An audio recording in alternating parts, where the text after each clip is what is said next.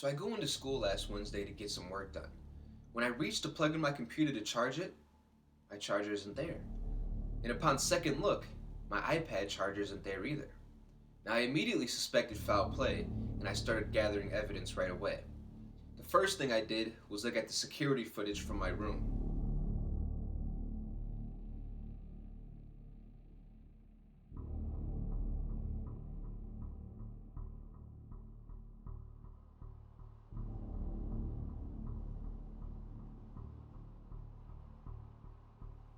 The second thing I did was ask people around, and I was able to come up with this amateur sketch.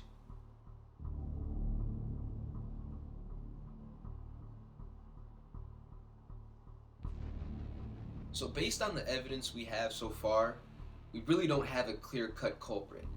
But whoever is out there, and if you're watching this video, I just want you to know that I will not stop until I find you and my chargers are returned safely. So looking at your agenda for the week, it may look like there's a lot going on here, but once I explain it, you'll see that it's really not that much. So the first thing is to watch the weekly video, which you're doing right now. The second thing is to complete the conclusion of your paper.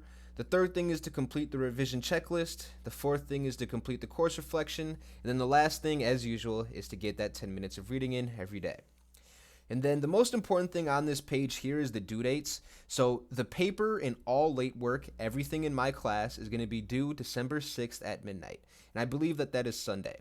So I'm giving you the week as well as the weekend to get all of your work turned in. So I'll say it one more time. The final paper and all late work is due December 6th by midnight.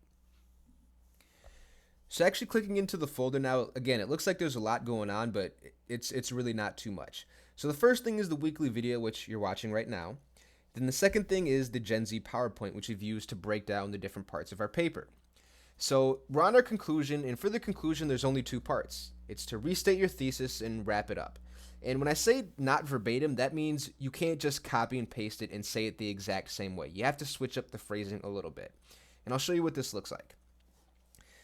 Despite the fact that being a Bengals fan subjects me to watching terrible playoff performances, getting harassed by my friends, and having poor mental health, I will always be a loyal fan. So if you look back at my original thesis, I'm saying the same thing here, I'm just phrasing it in a different way. And that is what I mean when I say you can't just say it verbatim. Life is full of ups and downs, and the Bengals are currently on a down right now.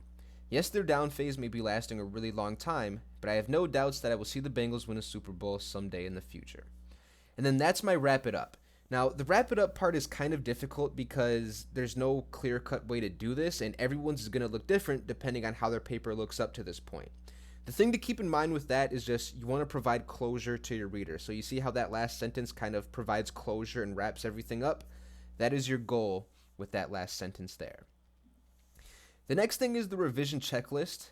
And this is a checklist of 1, 2, 3, 4, 5, 6, 7, 8, 9. 9 things that I want you to make sure you do before you turn in your paper, so that way you don't miss any points. So you can print this out, or you don't have to. You can just, visually check it off.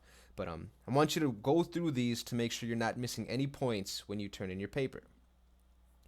And then this is a course reflection, which I'm doing to not only get some feedback on my class, but kind of for yourself to, do some personal reflection.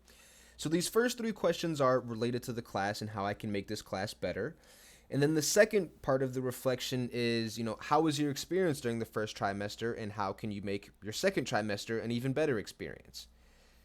And then the last thing is the rubric, which here's the rubric and how everything is broken down. I'm going to walk through this a little bit more in depth in class so you guys can understand it a little bit more.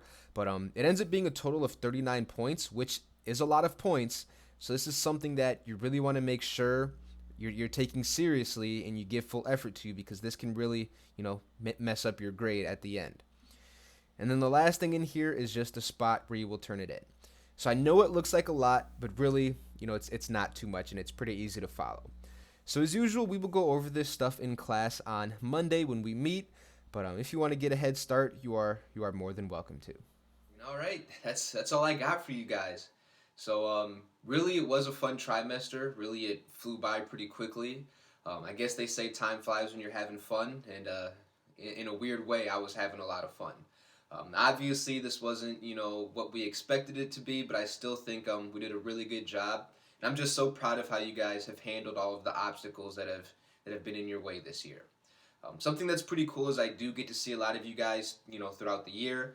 But if you do fall into the category of if I don't have you in class, please feel free to stop by in the hallway, wave, say hi.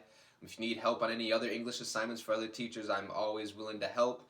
But again, it was a great trimester. I couldn't have asked for a better first one at Egan. And yeah, that's all I got.